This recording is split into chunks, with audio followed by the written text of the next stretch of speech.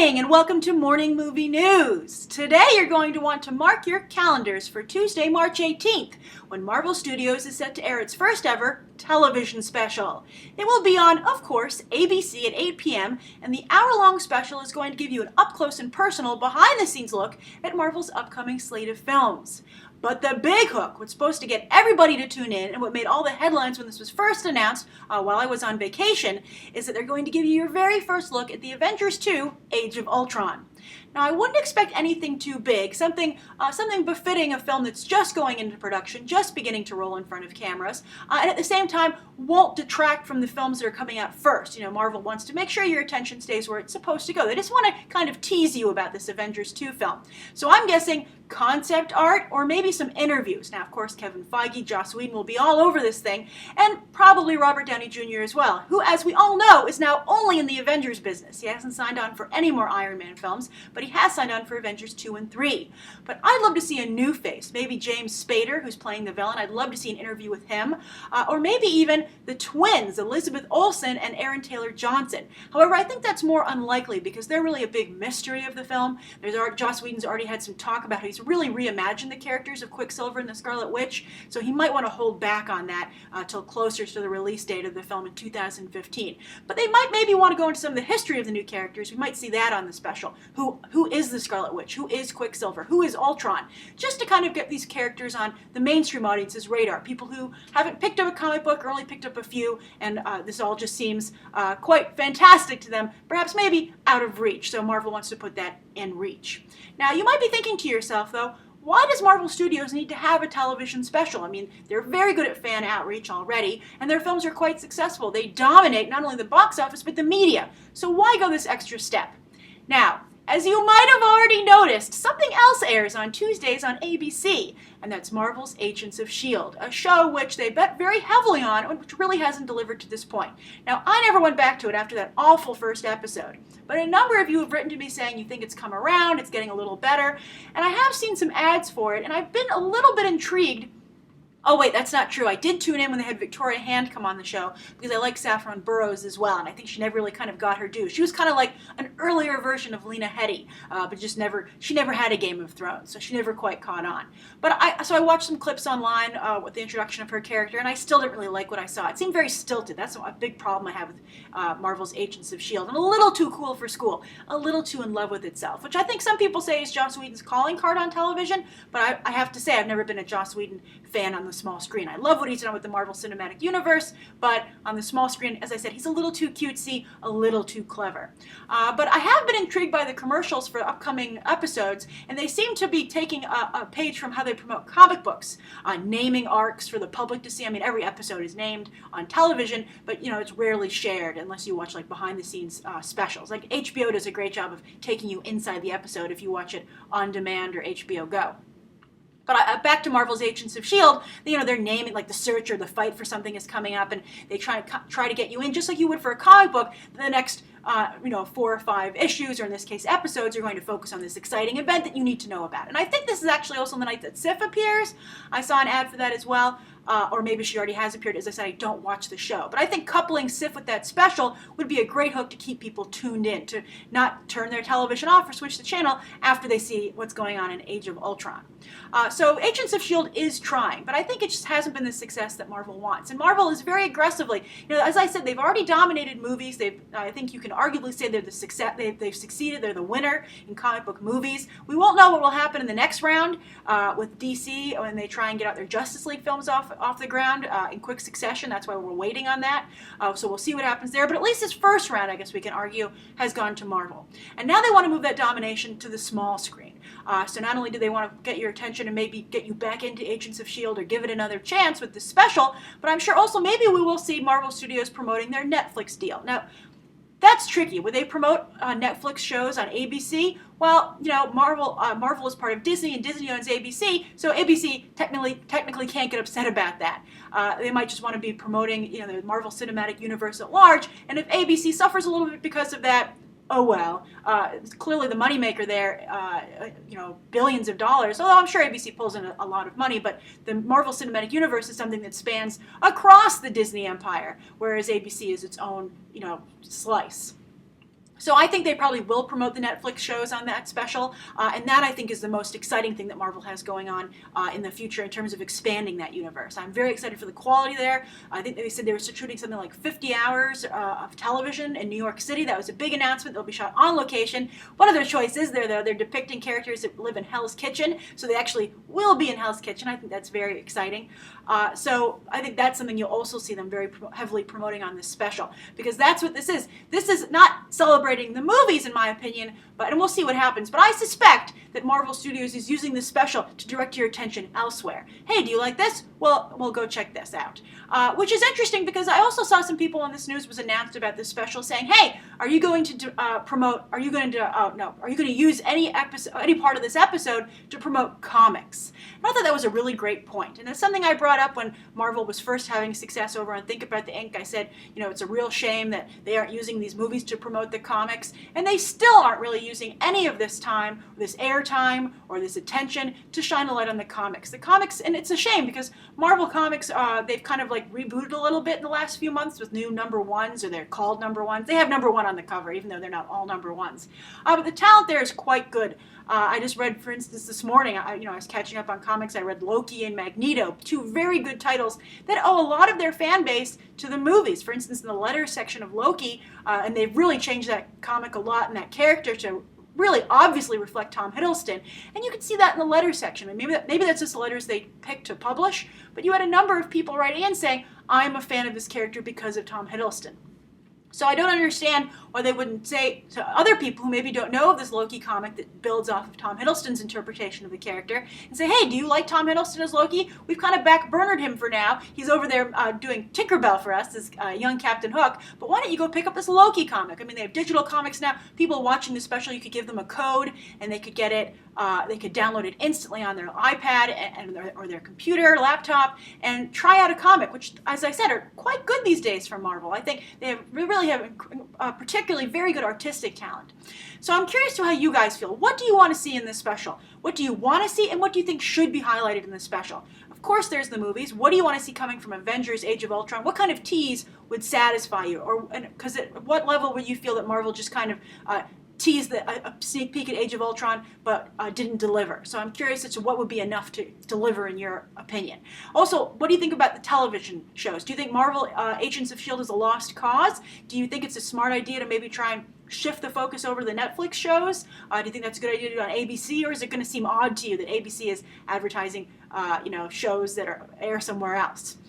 And then finally, do you think it's a good idea to take any of this, 50 minutes, because, not counting commercials for this special, and use it to promote comics? Or do you think that's just never going to happen? That's wishful thinking in terms of the crossover audience, and Marvel should use that time more wisely promoting something else? So write your thoughts down below, and let's move on to the second story. All right, so the second story of the day is that I got a little concerned about a story I saw about J.A. Bayona yesterday. Now, J.A. Bayona is a wonderful director from Spain, I believe. He's really talented. He directed The Orphanage, which is one of the scariest movies I ever saw. It's just so impressive. I watched it, I believe, on Netflix or on demand. I didn't see it in theaters, but I watched it on Halloween, and I was scared walking home afterwards. And then, of course, he did The Impossible. Great movie, really well done, and I was so happy when the announcement came out that he was selected to direct World War Z 2, the sequel. I thought, what a great choice. I think he's really talented in, tension and good scares, but in the kind of sophisticated, modern way that I think, Mark Forster, that style he introduced to World War Z, which is something that I think made that film very unique, as I said in my review. I thought it was such a different approach to that kind of genre, almost like a Newsweek or CNN approach, that I really liked that a lot. I thought it was a great twist. So I was very excited about that. And I was also very happy when it was announced that he was going to be a director and heavily involved in Penny Dreadful over on Showtime, which is kind of like their version of the League of Extraordinary Gentlemen, taking like these horror characters from Universal's horror lineup. I don't think it's associated with Universal, but they're all in the public domain now. And Timothy Dalton and Eva Green are on this show, and kind of making this weird True Blood Game of Thrones hybrid, which takes place in Victorian England. And it looks pretty pervy, I have to say, to the point where I'm like, maybe it's too pervy for me personally, but I'll probably try it out because I like the talent so much involved. Sam Mendes is also involved in that, from American Beauty, and of course Skyfall. So wonderful project. But then a new project was announced yesterday for J.A. Bayona, and they said this would be his next film. So right away I thought, is World War Z, the sequel, delayed? Is it postponed? Is something that was maybe Brad Pitt's too busy? I don't know. I feel like to not really be focusing on that film. I mean, it takes, especially when you say a director's next project, an actor can come in and out. But for a director to be focusing his efforts on another project first, it makes me feel that now World War, and fear, I guess that was Freudian slip, that World War Z, the sequel, is actually further away than we expected, which is unfortunate, because I think that they had a moment in time to capture that when they surprised everybody that it was actually a pretty good movie. But I think enough people think it wasn't a good movie that if you let the movie kind of hang in limbo for long enough, that negative opinion could take stronger root and maybe influence other people who are on the fence. So I think this is a mistake. So what's the project that he's doing? It's something called, let's see here, I have the article here. Oh, A Monster Calls.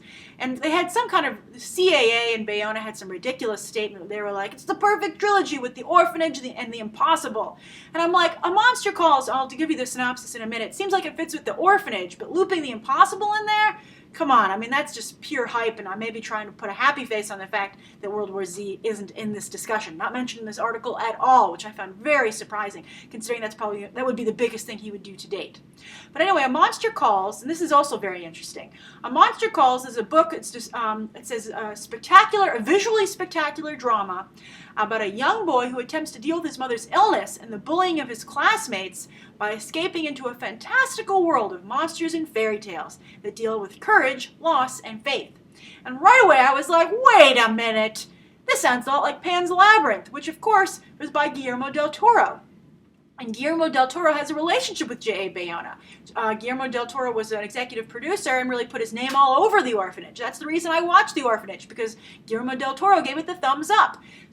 And Guillermo del Toro, by the way, also isn't mentioned in this article. So it makes me feel that he's not involved with The Monster Call. So to see J.A. Bayona kind of betray Guillermo del Toro a bit by making his own, maybe more current day version of Pan's Labyrinth is surprising to me. I think it's a surprising move, especially since J.A. Bayona isn't firmly rooted in Hollywood yet, and he's going to burn his one bridge in Guillermo del Toro. I just think that's a very surprising choice. But anyway, also, I don't know how this movie could possibly compare to Pan's Labyrinth. Pan's Labyrinth was a very emotionally deep film that really resonated. It dealt, with Nazi-type characters, a chapter in Spain's history that's really visited on a global scale, and it was just really captivating and a special film. So to kind of make, like Monster House, you might recall that animated film, kind of linking it with that, and maybe to try and attempt, Guillermo del Toro's visuals, it just seems like a very odd choice. So I'm glad J.A. Bayona is continuing to work, but this seems like a step back or a U-turn or just a left turn. It's surprising to me when I thought his career was going in a different path. But I'm curious to how you guys feel. Do you care if World War Z, the sequel, ever gets made? Are you just J.A. Bayona fans no matter what? Or do you think that do you agree with me that this is a misstep? I guess no matter what direction it is, I feel to some degree this is a misstep. All right, so the third story of the day, another thing that came out is that the reason it made headlines is they were like, wow, the UK Houses of Parliament are finally going to let a movie shoot there. They've never let a movie inside to film. But it's a very interesting topic. The topic is, it's a film called Suffragette, and it's about votes for women. And how that movement took place in London.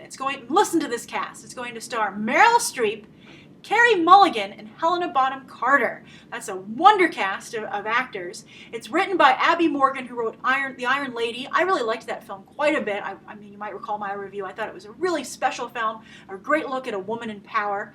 And then also it's directed by another woman, but she's a newcomer. She's done some documentary work and some shorts, Sarah Gavron. So I think that's a very interesting cast coming together, and I think it's a great subject matter. I mean, I think it's come up before here on a couple episodes of Morning Movie News and other episodes, why so much attention is paid to other human rights stories and calls to action, but yet women's rights is rarely looked at. It's a Sally Hawkins film. I don't remember it off the top of my head. It's about women striking for equal pay. It was a film also made, I believe, in the UK. Very good movie. I really liked it a lot. So just look up Sally Hawkins, and it's made in Dungham or something like that. Very good movie. But again, didn't really get get a global stage. So Suffragette with these actors, I think will get the global treatment, which is very exciting. But the reason I bring it up today, not only because I want to put it on your radar, but it seems a little ironic to me that Meryl Streep would star in a movie about suffragettes after her incredibly disrespectful comment about Walt Disney when she was giving an award recently, a career award to Emma Thompson. And basically she said just really laid into Walt Disney. And I think it's pretty despicable to do that when someone's passed away and there's no one they can't defend themselves. And there's really nobody left to defend Walt Disney. He has very few living family members left at this point. Mostly just, grandchildren and great-grandchildren. But to do that, I mean, the man definitely had his flaws, but he did a lot of good as well, and to some degree was a product of his times. I've discussed this before on here when she actually made the statement a month or so ago, but I really just felt it was a low blow and pretty tacky, especially because I thought that the film that they were celebrating, Saving Mr. Banks, this was all part of the Oscar campaign for Emma Thompson to some degree, was very honest. And so I think when they're taking a step in the right direction of depicting Walt Disney, to then use that as an opportunity to say what a jerk. I would use a stronger word, but it was just it was unfortunate. And from what I've seen of people commenting online, and even here on Beyond the Trailer, it lost her some fans. But anyway, I think that Meryl Streep, it would do her good to remember that in Mary Poppins, the film depicted in Saving Mr. Banks, the Walt Disney Company, this was not the case in the P.L. Travers novel, made her, Mrs. Banks a suffragette. It's a big part of that movie. I think when a lot of people think of suffragette, that's the image that comes to mind. There's a song, Votes for Women, and Disney is somebody who shined a spotlight on this long before Meryl Streep did, or anyone else in Hollywood did, and it would do her some good to remember that while she's on set. All right, so those are the three stories of the day. Now, today's question, speaking of cinematic universes moving beyond the big screen, I wanted to answer Marvel Classics' question. It says, Grace, love the channel, keep it up. Thank you, Marvel Classics. Question, is the Gotham TV show in the Man of Steel universe? And if it is, do you think that they are going to use the same Jim Gordon in future Batman movies? Please get back, smiley face. So thank you for your question, Marvel Classics. And yes, definitely DC is trying to also build its expanded universe beyond the big screen. And the show that Marvel Classics is referring to is Gotham, which is going to air on Fox. I'm sure you've seen all the casting announcements. I really like Benjamin McKenzie, the actor. Now, you might be more familiar with him on the OC, but go check out Southland, another show about LA policemen. It's really quite good. He was very good on that show, and I think he could make a very good young Gordon. It's kind of a different way to go with the character. I don't think it's the Bryan Cranston or the Gary Oldman that so many people also have in mind, but I think Benjamin McKenzie could make it his own. So if you have any question, go watch at least a few episodes of Southland. He's very good on it. There's been some also very interesting casting about how they're going to have the villains show up first before there's a young Bruce Wayne. They just cast that character, a teenage, like preteen or tween, I guess, Selena Kyle on the show. I think it's interesting they're saying Selena is older than Bruce. And then they have a couple of, well-known characters like Alfred's going to be there. I guess these are all series regulars, so that'll be interesting to see what Bruce Wayne is up to. I mean, he must be up to something that Jim Gordon would have an interest in, or else why show him? They're going with the Alfred that has like a military training background and is more of a bodyguard for the Waynes, from what I've read. And they'll also have good characters like the Penguin and such, but they've also introduced a new character, Fish's Mooney, I believe the name is, to be played by, Jada Pinkett Smith. And I think that's very interesting. They just turned Selena Kyle into a crime boss in the comics, so to have that kind of reflected on the TV show, I think it's great. I think it's great to get some diversity, both in terms of race and gender on the show. I always welcome a great new female villain who Batman has some great ones, but to maybe potentially create a new one who's not just like a fantastical character, I think could be pretty cool. Jada Pinkett Smith, I have some question as to her ability to pull it off. From my experience with her, she's not the most fantastic actress, but she certainly, understands brands and such, because she, of course, is a producer with her husband, Will Smith. So I think I'm willing to give her the benefit of the doubt and tune in. Harvey Bullock will be on the show as well. So Renee Montoya, some people are saying Sarah Essen. We all know her history with Jim Gordon. So they're putting together something that I think piques my interest at least. But it is on Fox. And I think that it is going to be, to answer your question, Marvel Classics, I think it is going to be in the same universe. Because then why else go and depict this point in life that's so early on that you can have these characters show up in the movies by other actors because they're playing older versions. You can cast them to play an older version of Benjamin McKenzie. Jeremy Irons is the older version of this actor playing Alfred. And of course this is, I think we're supposed to believe, a young Ben Affleck. But so I applaud their efforts to try and flesh it out in a way that's different than what Marvel is doing. They took offshoots. Shield is very off to the side. This new group of the Defenders they're creating on Netflix, not really part of it's not so directly tied to their the goose that lays the golden egg for them, and that's their Avengers films. But this is directly tied to the DC cinematic universe. Their big cheeses. Batman and his universe. So that's risky in and of itself. But my concern is this show, Gotham on Fox, would have to be such high quality. It would really need to be at the level of HBO or AMC television shows. And I question whether or not something like that can exist on Fox. I'm worried it'll be more Arrow. Now I know a lot of Arrow fans exist out there, but still, I think even Arrow fans would have a hard time arguing that the quality is where it needs to be to justify linking it to the movies instead of it weighing the movies down. So, and I think, you might say, well, Marvel's Agents of S.H.I.E.L.D. is subpar in quality, but doesn't weigh the movies down. But I think their audience is pretty small, and it's not really a part of, I think it's not on a lot of people's radars. It's kind of created its own pocket universe that you can either opt into or not. It's not crucial viewing for that. But I think that, as I said, because this ties in so much to characters that you will see in the movies, how can it not be crucial viewing? And I with all due respect to Fox, 24 is obviously a show that's a big cultural phenomenon. It's coming back.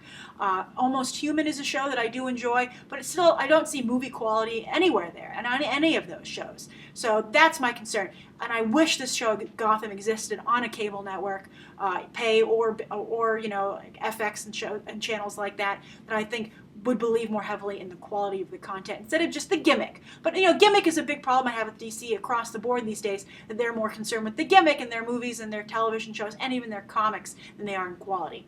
So that's my answer to your question, Marvel Classics. I think it will be in the same universe, but I don't think they'll use the same Jim Gordon. I think they'll use an older actor to portray Benjamin McKenzie. But don't be surprised if things that happen in Gotham are expected to factor in later into the movies, especially if the show is a hit. If not, it'll just quietly die, and you won't hear anything else of it. So that's today's morning movie news. Thank you for tuning in. Please write down below what you think of today's 3 top stories and the viewer question, and anything you'd like to see covered tomorrow, and any questions you might have. Thanks for watching. Bye.